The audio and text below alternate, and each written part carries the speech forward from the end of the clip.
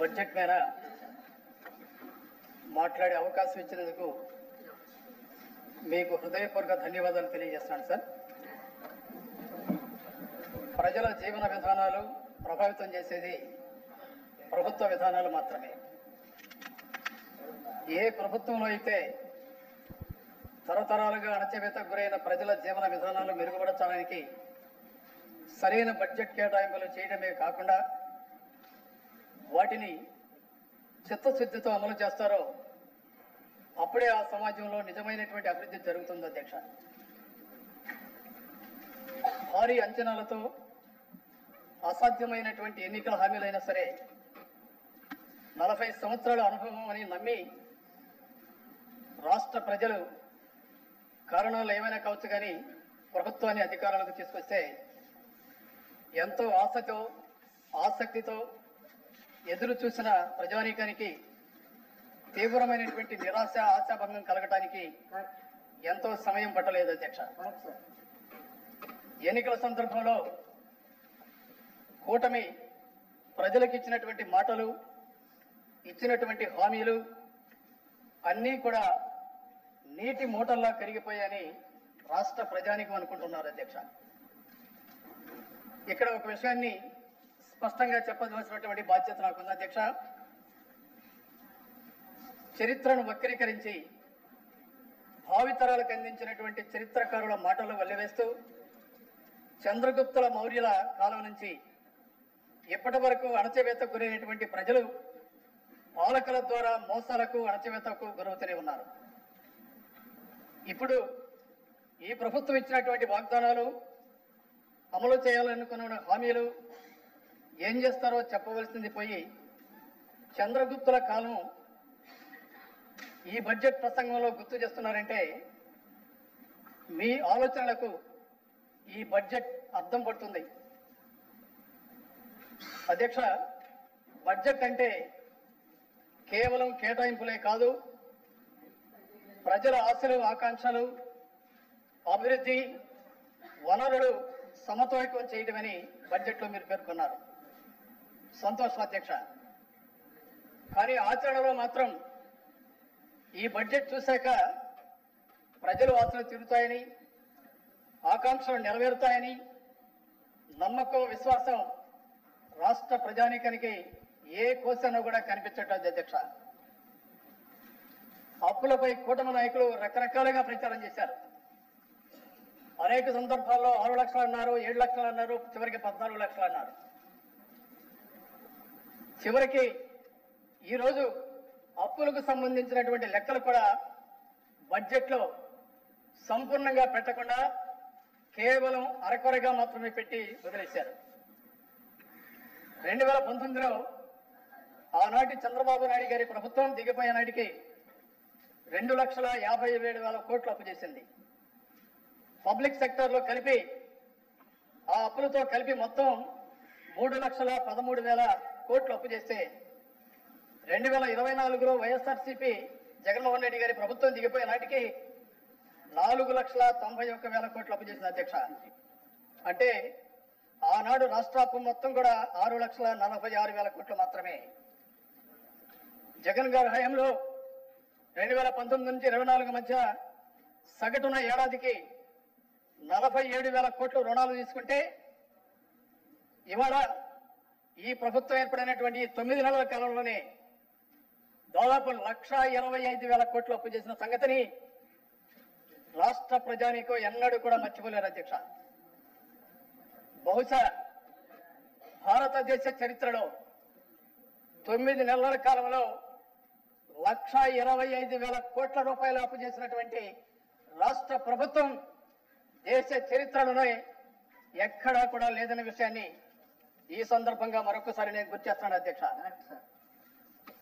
GDP స్థూల ఉత్పత్తి కనుక మనం చూస్తే అధ్యక్ష 2014 నుంచి 19 మధ్య జీడిపి రాష్ట్రం వాటా 4.47% మాత్రమే దేశ జీడిపిలో ఇది. అలాగే 2019-24లో దేశ జీడిపిలో రాష్ట్రం వాటా 4.83%గా పెరిగింది అధ్యక్ష. ఇది దేనికి సంకేతం అధ్యక్ష? ఏ ప్రభుత్వాలు ఏ విధంగా పనిచేస్తున్నాయి? దేశ రాష్ట్ర స్థూల ఉత్పత్తి ఏ మేరకు ఏ ప్రభుత్వంలో మెరుగుపడిందనడానికి ఇది ప్రత్యక్షమైనటువంటి ఉదాహరణ అధ్యక్ష. ఇది గమనించాలి అధ్యక్ష. ఇక్కడ ఒక విషయాన్ని నేను చెప్పదలుచుకున్నా. ఫిబ్రవరి 25న ముఖ్యమంత్రి చంద్రబాబు నాయుడు గారు అసెంబ్లీలో ఇచ్చినటువంటి ప్రజెంటేషన్ లో 2023-24లో రాష్ట్ర స్థూల ఉత్పత్తి 8.6% మాత్రమే పెరిగిందని మాట్లాడారు. 2025-26లో అది 12.9% పెరుగుతుందని, దాని ద్వారా 62 కోట్ల రూపాయల స్థూల ఉత్పత్తిని సాధిస్తామని అసెంబ్లీ సాక్షిగా చెప్పారు. మామూలుగా స్థూల ఉత్పత్తి నిష్పత్తిని ప్రతి 3 సంవత్సరాలకి ఒకసారి లెక్కిస్తారు అధ్యక్ష. మరి ముఖ్యమంత్రి గారు बेटा लगता है बहुत तेज बारिश होगी। तो अच्छी बात है ना माँ, जितनी ज्यादा ఏ విధంగా వారి అంచనాలని అసెంబ్లీ సాక్షిగా చెప్పారో రాష్ట్ర ప్రజానీకానికి సమాధానం చెప్పవలసినటువంటి బాధ్యత ముఖ్యమంత్రి గారి మీద ఉందని కూడా సందర్భంగా మనం చేస్తున్నాం అధ్యక్ష. మూలధనం ఏమిలోనూ కోత అధ్యక్ష. బడ్జెట్ లో 32,712 కోట్లు మూలధనం ఏం చేస్తారని వెల్లడించారు. సవరించిన అంచనాల్లో దాన్ని 24,072 కోట్లకు తగ్గించారు. చివరికి కాగ్ నెలవారీ గణాంకాలలో మూలధనం ఏం 10,853 కోట్లకు పేర్కొని 2 నెలల్లోనే దాన్ని 14,000 కోట్లు వ్యయం చేస్తామని సవరించిన అంచనాల్లో పేర్కొట్టని రాష్ట్ర ప్రజానీకం దీన్ని విశ్వసించడం లేదనే విషయాన్ని మనం గమనించాలి అధ్యక్ష. ఎన్నికల ముందు చంద్రబాబు నాయుడు గారు, కూటమి నాయకులు రాష్ట్ర ప్రజానీకానికి అనేకమైనటువంటి హామీలు గుప్పించారు. ప్రధానంగా సూపర్ 6 అంటూ దానితో పాటు ఇంకా 143 హామీలను మాట్లాడి అధికారంలోకి వచ్చినటువంటి వెంటనే అమలు చేస్తామని తమ అభ్యర్థుల చేత కరపత్రాలు జారీ చేసి బాండ్లు కూడా ఇంటింటికి కూడా ఇప్పించి ప్రజలను నమ్మబలికారనే విషయాన్ని మరొక్కసారి గుర్తు చేస్తున్నాను అధ్యక్ష. ఎప్పటిలాగే తన మేనిఫెస్టోను బాండ్లను ఏ చెత్తబుట్టలో వేశారో కూడా ప్రజలు గమనిస్తూనే ఉన్నారని కూడా ఈ సందర్భంగా మనం చేస్తున్నాడు అధ్యక్ష. మరొక ముఖ్య విషయాన్ని ఇక్కడ ప్రస్తావించవలసినటువంటి బాధ్యత నా మీద ఉంది అధ్యక్ష. గవర్నర్ గారి ప్రసంగంలో కానీ, మొన్న ప్రయాణం చేసినటువంటి బడ్జెట్ ప్రసంగంలో కానీ అనేక సార్లు గత ప్రభుత్వం రాష్ట్రాన్ని విధ్వంసం చేసిందని మాట్లాడారు. దీని గురించి కూడా కొంత విశ్లేషణ ఇవ్వాల్సినటువంటి బాధ్యత నా మీద ఉంది అధ్యక్ష. రాష్ట్ర ప్రజల మనసుల్లో ఈ విధ్వంసం అనే మాట కాలకూటమ విషయాన్ని ఈ కూటమి చిత్రీకరించాలనే చేసిన ప్రయత్నాన్ని ఏ విధంగా విధ్వంసాన్ని మాట్లాడుతున్నారో చెప్పవలసినటువంటి బాధ్యత కూడా ఇవాళ మా మీద ఉంది అధ్యక్ష. గతంలో ఎన్నడూ లేని విధంగా జీడిపిని 2019 నుంచి 24లో కేంద్ర జీడిపి కన్నా రాష్ట్ర జీడిపిని పెంపొందించడం విధ్వంసం అధ్యక్ష. ప్రజల జీవన ప్రమాణాలను మెరుగుపరచడం విధ్వంసం అధ్యక్ష. వైఎస్ఆర్సీపీ అధికారంలో ఉన్నప్పుడు రాష్ట్రంలో ఒకేసారి దాదాపు 1000 కిలోమీటర్ల తీర ప్రాంతంగా ఉన్నటువంటి ప్రాంతాన్ని గుర్తించి 7 పోర్టులు అదనంగా నిర్మిస్తే రాష్ట్ర ఆదాయాన్ని పెంపొందించుకోవచ్చు అనుకోవటం విధ్వంసం అధ్యక్ష. దీనివల్ల వేలాది మందికి జీవనోపాధి కలుగుతుంది. రాష్ట్ర ఆర్థిక వ్యవస్థను మెరుగుపరచుకోవడానికి అవకాశాన్ని పొందిపుచ్చుకోవటం విధ్వంసం అవుతుంది అధ్యక్ష. అలాగే గడిచినటువంటి 5 సంవత్సరాలలో రాష్ట్రంలో ఒకేసారి 15 మెడికల్ కాలేజీలను తీసుకురావాలి. దాని ద్వారా రాష్ట్రంలో ఉన్నటువంటి 5 కోట్ల మంది ప్రజానీకం యొక్క ఆరోగ్యాన్ని సంరక్షించుకోవాలి అని 2024-25లో 700 సీట్లు, 2025-26లో 1750 సీట్లు, మొత్తం కలిపి 2450 సీట్లు తీసుకురావాలని ప్రణాళికలు వేయటం విధ్వంసం అవుతుంది అధ్యక్ష. ఇది అంతేకాదు అధ్యక్ష, మారుమూల ప్రాంతాల్లో ఉన్నటువంటి ప్రజానీకానికి యొక్క ఆరోగ్యాన్ని సంరక్షించే కార్యక్రమంలో భాగంగా దాదాపు 52,000 మంది మెడికల్ సిబ్బందిని నియమించడం కూడా విధ్వంసం అవుతుంది అధ్యక్ష. అలాగే నాడు నేడు ద్వారా రాష్ట్రంలో విద్యా వ్యవస్థలో మౌలిక సౌకర్యాలు కల్పించాలనే ఉద్దేశంతో దాదాపు 32,000 కోట్ల రూపాయలు ఖర్చు పెట్టి భారతదేశ చరిత్రలో ఏ రాష్ట్రంలో లేని విధంగా నాడు నేడు ద్వారా గ్రామాల్లో ఉన్నటువంటి ప్రాథమిక విద్యలో అన్ని స్కూల్స్ కూడా బ్రహ్మాండంగా తీర్చిదిద్దడం విధ్వంసం అవుతుందా అధ్యక్ష?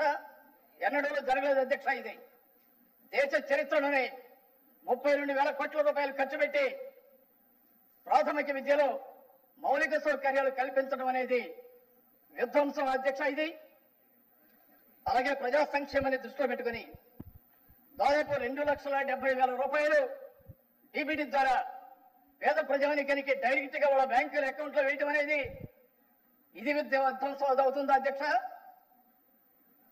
దేశ చరిత్రలోనే మొట్టమొదటిసారిగా ఆంధ్రప్రదేశ్ రాష్ట్రంలో బడుగు బలహీన వర్గ ప్రజానీకం కూడా ఉన్నత స్థాయికి వెళ్ళాలి, ప్రపంచ స్థాయి విద్య వేళకు అందాలన్నటువంటి ఉద్దేశంతో ప్రాథమిక స్థాయిలో ఇంగ్లీష్ మీడియం విద్యను ప్రవేశపెట్టడం విధ్వంసం అవుతుంది అధ్యక్ష. ఇది తరతరాలుగా అణచివేతకు గురైనటువంటి ప్రజలు ఆర్థికంగా బలోపేతం కావాలి, సామాజికంగా చైతన్యవంతులు కావాలి, రాజకీయమైనటువంటి హక్కులు వారు పొందాలి, రాజ్యాంగపరమైనటువంటి హక్కుల భాగస్వాములు కావాలని గత ప్రభుత్వం అనేకమైనటువంటి ప్రయత్నాలు చేసింది అధ్యక్ష. అందుకే రాజకీయాలలో ప్రత్యక్ష ప్రజాస్వామ్యంలో భాగస్వాములు చేసి ఎంతో మందిని ఉన్నతులుగా తీర్చిదిద్దినటువంటి ఆ ప్రభుత్వం విధ్వంసం అవుతుంది అధ్యక్ష. అది అలాగే రాష్ట్రంలో ఉన్నటువంటి రైతాంగం ప్రధానంగా దాదాపు 67.7% మంది రైతాంగం ఈ రాష్ట్రంలో ఉన్నారు. వారికి విత్తనాలు అందించే దగ్గర నుంచి ధాన్యం కొనుగోలు దాకా అన్ని సౌకర్యాలు వారికి అందించాలనే ఉద్దేశంతో దాదాపు 10,778 రైతు భరోసా కేంద్రాలు పెట్టి రైతాంగాన్ని అన్ని వేళలా ఆదుకోవాలని ప్రయత్నం చేయడం అనేది విధ్వంసం అవుతుంది అధ్యక్ష. అంతేకాదు అధ్యక్ష, దాదాపు 32,700 మందికి ఇళ్ల పట్టాలు ఇచ్చి రాష్ట్రంలో పూరిళ్లు లేనటువంటి గ్రామాలుగా చూడాలనుకోవటం విధ్వంసం అవుతుంది అధ్యక్ష. ఇది మీ పేరు పైన ఫేక్ లోన్ లేదు కదా? ఒకవేళ మీ పేరు పైన 10 లోన్స్ తీయబడి ఉంటే మీరు నమ్ముతారా? అలాగే 1,30,000 మంది సచివాలయ స్టాఫ్ను నియమించి పరిపాలనా వికేంద్రీకరణలో భాగంగా దేశంలోనే మొట్టమొదటిసారిగా విలేజ్ సెక్రటరియట్ నియమించడం అనేది విధ్వంసం అవుతుంది అధ్యక్ష. ఇది అలాగే 2,36,000 మంది వాలంటీర్ల ద్వారా డైరెక్ట్ గా ప్రజల వద్దకే పాలన తీసుకువెళ్లి సంపూర్ణమైనటువంటి ఆలోచన విధానాలతోటి పరిపాలన వికేంద్రీకరణ చేయడం అనేది విధ్వంసం అవుతుంది అధ్యక్ష. ఆలోచించవలసినటువంటి బాధ్యత రాష్ట్ర ప్రజానీకమైన ఉందని కూడా ఈ సందర్భంగా నేను మనవి చేస్తున్నాను అధ్యక్ష. ఏ విధంగా గవర్నర్ గారి ప్రసంగంలో బడ్జెట్ ప్రసంగంలో ముఖ్యమంత్రి గారు మాట్లాడితే విధ్వంసం విధ్వంసం విధ్వంసం అని మాట్లాడుతున్నారు. విధ్వంస పరిపాలన చేస్తుంది జగన్మోహన్ రెడ్డి గారి కాదు. ఎవరు విధ్వంస పరిపాలన చేస్తున్నారు? ఇచ్చిన హామీ నెరవేర్చకుండా రాష్ట్ర ప్రజానీకాన్ని మోసం చేస్తున్నారు. ఈ రాష్ట్రంలో ఉన్నటువంటి 5 కోట్ల మంది ప్రజానీకం గమనిస్తున్నారని కూడా ఈ సందర్భంగా మనం చేస్తున్నాడు అధ్యక్ష. గడిచినటువంటి 9 నెలల కాలంలో ఈ రాష్ట్రం ఎలాంటి పురోగతికి ముందుకెళ్తుందనే విషయాన్ని కూడా కొన్ని మాటలు ఉదాహరించవలసినటువంటి బాధ్యత ఉంది అధ్యక్ష. బడ్జెట్ ప్రసంగంలో అమరావతికి ₹1 పెట్టనవసరం లేదు, సెల్ఫ్ సస్టైన్ మోడల్ అని చెప్తున్నారు. కానీ బడ్జెట్ పత్రాలు మాత్రం అమరావతికి పీపుల్స్ క్యాపిటల్ 6,000 కోట్లని ఏ విధంగా చెప్పారు అధ్యక్ష? వరల్డ్ బ్యాంక్, ఏషియన్ బ్యాంక్ వాళ్ళ దగ్గర నుంచి 15,000 కోట్ల రూపాయలను అప్పు తీసుకున్నారు. హట్కో నుంచి 11,000 కోట్ల రూపాయలు అప్పు తీసుకున్నారు. జర్మన్ బ్యాంక్ నుంచి 5,000 కోట్ల రూపాయలు అప్పు తీసుకున్నారు. అంటే దాదాపు మొత్తం 31,000 కోట్లు అమరావతికి అని ఈ రోజుకు జరిగినటువంటి సందర్భ అధ్యక్ష.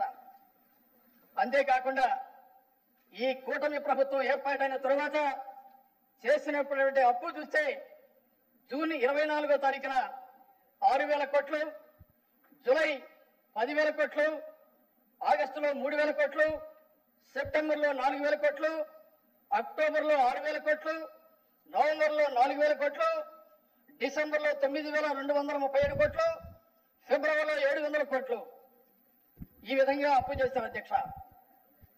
సంపద సృష్టిస్తాం, సంపద సృష్టించి రాష్ట్రంలో సంక్షేమ పథకాలు, అభివృద్ధి పథకాలు చేపడతాం అని ఎన్నో ప్రగల్భాలు పలికినటువంటి కూటమి ప్రభుత్వం, కూటమి నాయకులు స్ట్రైట్ గా అడుగుతున్నారు అధ్యక్ష. సంపద సృష్టించడం అంటే అప్పులు చేసి రాష్ట్ర ప్రజానీకం మీద అధిక భారం మోపడం అధ్యక్ష. సమాధానం 5 కోట్ల మంది ప్రజానీకానికి చెప్పవలసినటువంటి బాధ్యత కూటమి ప్రభుత్వమైనదని కూడా ఈ సందర్భంగా మనవి చేస్తున్నాడు అధ్యక్ష. ఎంత ఘోరమైనటువంటి వైఫల్యాలంటే బడ్జెట్ లో మీరు మాట్లాడినటువంటి మాటలకి, ఎన్నికల సందర్భంగా మీరు చెప్పినటువంటి విషయాలకి ఏమాత్రం పొంతన లేకుండా సత్యదూరమైనటువంటి విషయాలు మాట్లాడుతూ ఎన్నికల సందర్భంలో ప్రజల్ని రెచ్చగొట్టి అనేకమైనటువంటి వాగ్దానాలు ఇచ్చి ప్రజల్ని మభ్యపెట్టి ఇవాళ మీరు బడ్జెట్ లో గడిచినటువంటి బడ్జెట్ కానీ ఈ బడ్జెట్ లో కానీ మీరు చేసినటువంటి సందర్భాలు ఒక్కసారి సభ దృష్టిలో పెట్టవలసినటువంటి బాధ్యత మా మీద ఉంది అధ్యక్ష. సూపర్ 6 పథకాల్లో మొట్టమొదటిగా ఆడబిడ్డ నిధి. ఇవాళ మంత్రులుగా ఉన్నటువంటి వ్యక్తులు సైతం గౌరవ మంత్రివర్యులు ఆ రోజు ఎన్నికల సందర్భంలో ప్రతి ఇంటికి తిరిగి మీ బిడ్డలు ఇంట్లో ఎంతమంది ఉన్నా కూడా ఒక్కొక్కరికి 15,000 అని ఊరూరా తిరిగి అక్కడికి వస్తున్నాం సార్. ఊరూరా తిరిగి డప్పు కొట్టారు అధ్యక్ష. రాష్ట్రంలో దాదాపు 1,60 కోట్ల మంది ఉన్నారు. ఇవాళ సంవత్సరానికి 28,800 కోట్ల రూపాయలు సంవత్సరానికి బడ్జెట్ కేటాయించవలసినటువంటి బాధ్యత ఉంది అధ్యక్ష. కానీ గడిచిన బడ్జెట్ లో మీ కేటాయింపు 0. ఈ బడ్జెట్ లో మీ కేటాయింపు 0. అంటే 2 సంవత్సరాల్లో కలిపి 57,600 కోట్ల రూపాయలు రాష్ట్ర ప్రజలకు ఇచ్చినటువంటి వాగ్దానాన్ని ఎగనమ్మ పెట్టారన్న విషయాన్ని సమాధానం మీరు చెప్పాల్సినటువంటి బాధ్యత మీ కూటమి ప్రభుత్వానికి, మీ ముఖ్యమంత్రి చంద్రబాబు నాయుడు గారికి బాధ్యత ఉందా లేదో చెప్పాలి అధ్యక్ష. అలాగే ఉచిత బస్సు అధ్యక్ష.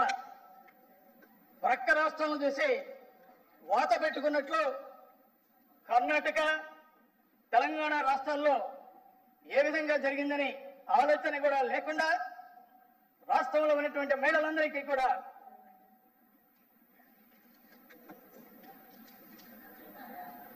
అధికారంలోకి వచ్చినటువంటి వెంటనే ఉచిత బస్సు ఏర్పాటు చేస్తామని ఊరూరా తిరిగి మీ కూటమి నాయకులు బహిరంగ సమావేశాల్లో మాట్లాడింది రాష్ట్ర ప్రజానీకం ఎవరూ మర్చిపెట్టలేదు అధ్యక్ష. ఇవాళ రాష్ట్రంలో రోజుకి దాదాపు 20 లక్షల మంది ప్రయాణికులు మహిళలు ప్రయాణిస్తున్నారు. దాని ప్రకారం సంవత్సరానికి 3,128 కోట్ల రూపాయలు బడ్జెట్ కేటాయింపులు జరగాలి అధ్యక్ష. అంటే 2 సంవత్సరాల్లో కలిపి 6,364 కోట్ల రూపాయలు కేటాయించవలసి ఉండగా లాస్ట్ బడ్జెట్ లో, ఈ బడ్జెట్ లో ₹1 కూడా కేటాయించలేదు. రాష్ట్ర ప్రజానీకానికి 6,340 కోట్ల రూపాయలు 0 పెట్టి ఎగరవ పెట్టారని కూడా ఈ సందర్భంగా మనవి చేస్తున్నాను అధ్యక్ష. అలాగే నిరుద్యోగ భృతి అధ్యక్ష. ఎంత దుర్మార్గం అంటే చంద్రబాబు నాయుడు గారు ఎప్పుడు అధికారంలో ఉన్నా రాష్ట్రాన్ని సుదీర్ఘంగా పరిపాలన చేసినటువంటి వ్యక్తి గౌరవనీయులు చంద్రబాబు నాయుడు గారు.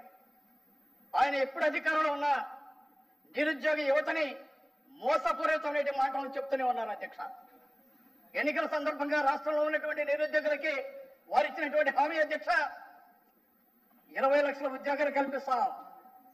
ప్రభుత్వం వచ్చిన వెంటనే లేకపోతే నిరుద్యోగ భృతి ఒక్కొక్కరికి 3,000 రూపాయలు ఇస్తాం. ఈ రోజుకి 9 నెలలు దాటింది అధ్యక్ష. సూటికి అడుగుతున్న ఈ రాష్ట్రంలో ఉన్నటువంటి నిరుద్యోగులకి దాదాపు 80 లక్షల మంది నిరుద్యోగుల అధ్యక్ష, ఏ ఒక్కరికైనా సరే నిరుద్యోగ భృతిని ₹1 కల్పించాలి అధ్యక్ష. దీనికి సమాధానం చెప్పాల్సినటువంటి బాధ్యత ముఖ్యమంత్రికి కానీ కూటమి నాయకులు కానీ లేదా అధ్యక్ష. ఇవాళ రాష్ట్రంలో ఉన్నటువంటి నిరుద్యోగులు ఎదురు చూస్తున్నారు అధ్యక్ష. ఎప్పుడు 3,000 రూపాయలు ఇస్తారని. లాస్ట్ బడ్జెట్ లో ఈ బడ్జెట్ లో పెద్ద సున్నా పెట్టి ఎగనామం పెట్టినటువంటి సంగతి మరొక్కసారి గుర్తు చేస్తున్నారు అధ్యక్ష. దీపం పథకం అధ్యక్ష, రాష్ట్రంలో దాదాపు 58 లక్షల మంది దీనికి అర్హులైనటువంటి ప్రజానీకం ఉన్నారు. సంవత్సరానికి 4,000 కోట్ల రూపాయలు బడ్జెట్ లో కేటాయించవలసినటువంటి బాధ్యత దీనికి ఉంది. ఈ సంవత్సరం కేవలం 2,601 కోటి మాత్రమే కేటాయించారు అధ్యక్ష. అంటే బడ్జెట్ లో సంపూర్ణమైనటువంటి బడ్జెట్ దీనికి కేటాయింపులు జరపకుండా 1,399 కోట్ల రూపాయలు ఈ బడ్జెట్ లో కోత విధించారు అధ్యక్ష. గడిచిన సంవత్సరం కూడా కేవలం 1 సిలిండర్ మాత్రమే ఇచ్చి 3 సిలిండర్ల మాట తప్పి ఈ సంవత్సరం కూడా అసంపూర్ణమైనటువంటి బడ్జెట్ పెట్టి ఎంతమందికి సిలిండర్లు ఇస్తారో కూడా చెప్పలేనటువంటి పరిస్థితిలో ఈ ప్రభుత్వం ఉంది అధ్యక్ష. 2 సంవత్సరాలకి కలిపి यहाँ तो गड़बड़, बट अभी एश्योर्ड के साथ नो गड़बड़, नहीं तो 150% रिफंड। डाउनलोड द अभी बस ऐप नाउ। इस समर्थ अर्निंग्स को बढ़ाना है ब्लिंकिट का वादा, ऑर्डर और कमाई होगी पहले से ज्यादा। దాదాపు 4,713 కోట్ల రూపాయలని ఎగనామా పెట్టారనే సందర్భాన్ని కూడా ఈ సందర్భంగా గుర్తు చేస్తున్నాడు అధ్యక్ష. అలాగే తల్లికి వందనం అధ్యక్ష, 24.70 లక్షల మంది అర్హులైనటువంటి తల్లులు ఈ రాష్ట్రంలో ఉన్నారు. ఏడాదికి 13,113 కోట్లు ఖర్చు అవ్వాల్సి ఉంటే కేటాయింపుల్లో 9,407 కోట్లు మాత్రమే కేటాయించారు అధ్యక్ష. ఎందుకని మరి సంపూర్ణమైనటువంటి బడ్జెట్ ప్రవేశపెట్టలేకపోయారు? ఎన్నికల సందర్భంలో మీరు అన్నారు అధికారంలోకి వచ్చినటువంటి వెంటనే సంపూర్ణంగా అమలు చేస్తాం సూపర్ 6 అని. ఎందుకని బడ్జెట్ కేటాయింపులు మీరు కేటాయించలేకపోయారు? కేవలం 9,407 కోట్లు మాత్రమే బడ్జెట్ కేటాయింపులు చేశారు. దీనిలో కోత 3,706 కోట్ల అధ్యక్ష. అంటే 2 సంవత్సరాల్లో కలిపి 16,819 కోట్ల రూపాయలని ఎగనామం పెట్టారు అధ్యక్ష. దీనికి సమాధానం చెప్పాల్సినటువంటి బాధ్యత ఈ రాష్ట్రంలో ఉన్నటువంటి ప్రతి తల్లి మీద ఈ ప్రభుత్వానికి ఉందని కూడా ఈ సందర్భంగా మనం చేస్తున్నాం అధ్యక్ష. అయిపోయింది సార్. అన్నదాత సుఖీభవ, దాదాపు రాష్ట్రంలో 22.8 లక్షల మంది అర్హత కలిగినటువంటి రైతాంగం ఉన్నారని కూడా ఈ సందర్భంగా మనం చేస్తున్నాం అధ్యక్ష. దీని కింద దాదాపు ఏడాదికి 10,717 కోట్లు ఖర్చు పెట్టవలసినటువంటి బాధ్యత ఉంటే ఇందులో కోత దాదాపు 4,417 కోట్లు ఎగనామం పెట్టారు అధ్యక్ష. 2 సంవత్సరాలు కలిపి 14,861 కోట్లు ఎగనామం పెట్టినటువంటి సందర్భాన్ని గుర్తు చేస్తున్నాను అధ్యక్ష.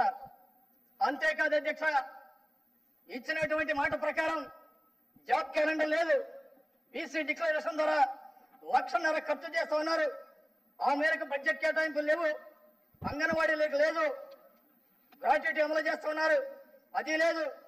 ఆశా వర్కర్లకి కనీస వేతనాల పెంపు లేదు. విద్యార్థుల కళలకు రెక్కల పథకం ద్వారా రుణాలు ఇస్తా ఉన్నారు అధ్యక్ష, అది లేదు అధ్యక్ష. ఉద్యోగుల పెన్షన్లు అధికారంలోకి వచ్చినట్టు వెంటనే ప్రభుత్వ ఉద్యోగులకు ఐఆర్ అనౌన్స్ చేస్తా ఉన్నారు, అది లేదు అధ్యక్ష. సిపిఎస్ కానీ జిపిఎస్ కానీ ఆ విధానాన్ని సమీక్షించి ఆమోదకమైనటువంటి పరిష్కారం మాట్లాడుతూ ఉన్నారు.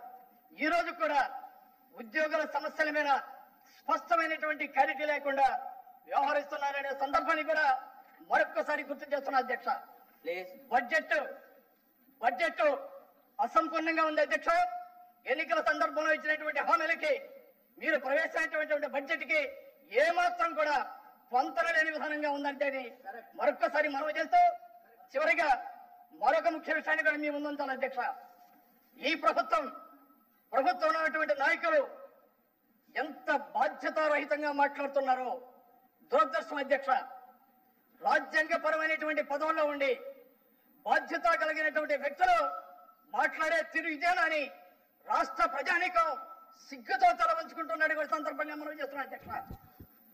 గౌరవ ముఖ్యమంత్రి గారు భారత రాజ్యాంగం ద్వారా నిర్మితమయ్యారు. వివక్షత లేని పరిపాలన చేస్తామని వారు ప్రమాణం చేసి ముఖ్యమంత్రిగా అధికారాన్ని చేపట్టారు అధ్యక్ష. మొన్న జరిగినటువంటి సమావేశంలో వారు మాట్లాడినటువంటి మాట, ఒక రాష్ట్ర ముఖ్యమంత్రి రాష్ట్రంలో ఉన్నటువంటి ప్రజలకి సమన్యాయం చేయవలసినటువంటి ముఖ్యమంత్రి బాధ్యత రహితంగా వైసీపీ వాళ్ళు కనుక వస్తే అధికారులు ఏ పనులు చేయవద్దని, అంతేకాకుండా వైసీపీ వాళ్ళు కనుక అధ్యక్ష ముఖ్యమంత్రి గారు మాట్లాడిన మాట అన్ని ప్రచార సాధనాల్లో వచ్చింది అధ్యక్ష. ముఖ్యమంత్రి 2 నిమిషాలు అధ్యక్ష.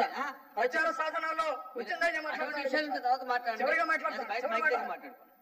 ముఖ్యమంత్రి గారు మాట్లాడుతూ రాష్ట్రంలో ఉన్నటువంటి వైసీపీ వాళ్ళు కనుక పనిచేస్తే పాముకి పాలు పోస్తున్నట్టు అని మాట్లాడారు అధ్యక్ష. వేరే సందర్భంలో అధ్యక్ష బాధ్యత కలిగినటువంటి ముఖ్యమంత్రి అధ్యక్ష. ఈ రాష్ట్రంలో 40% మంది ప్రజానీకం వైఎస్ఆర్ కాంగ్రెస్ పార్టీకి ఓట్లు వేసిన సంగతి మర్చిపోవద్దని కూడా మాట్లాడుతున్నారు అధ్యక్ష. అంతేకాదు అయిపోయింది అధ్యక్ష, క్లోజ్ చేస్తాను. మరో మంత్రి గారు మాట్లాడుతూ క్లోజ్ చేయండి, బడ్జెట్ మీద మాట్లాడండి. అయిపోయింది అధ్యక్ష, క్లోజ్ చేస్తాను అధ్యక్ష. మరో మంత్రి గారు మాట్లాడుతూ మేము తలుచుకుంటే వైసీపీ వాళ్ళు రోడ్ల మీద తిరగలేరని మాట్లాడతారు. మరో మంత్రి గారు మాట్లాడుతూ మరో మంత్రి అయిపోయింది అధ్యక్ష. మరో మంత్రి గారు మాట్లాడుతూ పచ్చ చొక్కా వేసుకున్న వాళ్ళకి కూర్చోండి. అది వేరే సందర్భంలో మాట్లాడు, క్లోజ్ చేయండి ప్లీజ్.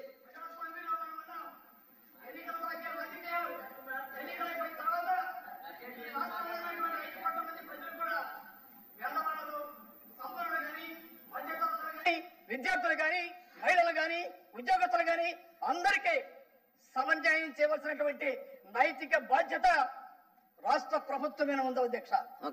ఆ విధంగా వ్యవహరించాలని కూర్చోండి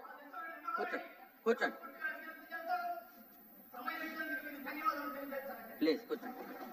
పంచుమర్తి అనురాధ్ గారు.